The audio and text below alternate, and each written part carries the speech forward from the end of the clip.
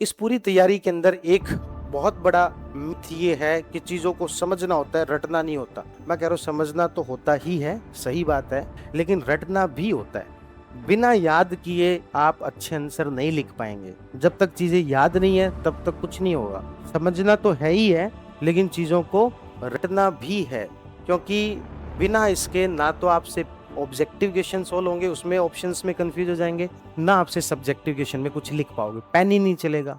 समझ तो बहुत रखा है, लिखूं कैसे, पेन ही नहीं चल रहा। और एक्चुअल में तो ये बताओ मुझे, हिस्ट्री में समझने जैसा होता क्या है? हिस्ट्री है और पॉलिटी भी कोई सब्जेक्ट है, आसान आसान से सब्जेक्ट है। इसमें समझने जैसे कोई अपन को न्यूक्लियर साइंस थोड़ी पढ़ा रहे हैं, फॉर्मूला बनाना सिखा दिया क्या आपको? ऐसा कुछ बेसिक सी बातें पढ़ते हैं, बेसिक सी चीजें समझते हैं। समझने के लेवल पर कोई बहुत ज्यादा चीजें नहीं है।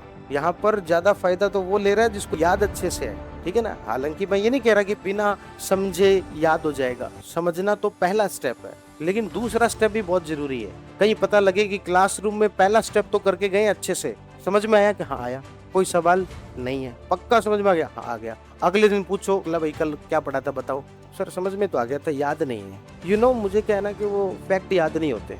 ऐसे इंग्लिश में थोड़ा एक्सेंट के साथ मुझे वो फैक्ट याद नहीं होते। तो फैक्ट याद नहीं होते तो सिलेक्शन भी नहीं होता। सिलेक्शन के लिए याद तो करना पड़ेगा, ये जरूरी है ये, ठीक है ना। तो क्लास में जो पढ़ा है उसको घर जाके क्या करना है, याद करके आना है, ठीक है ना।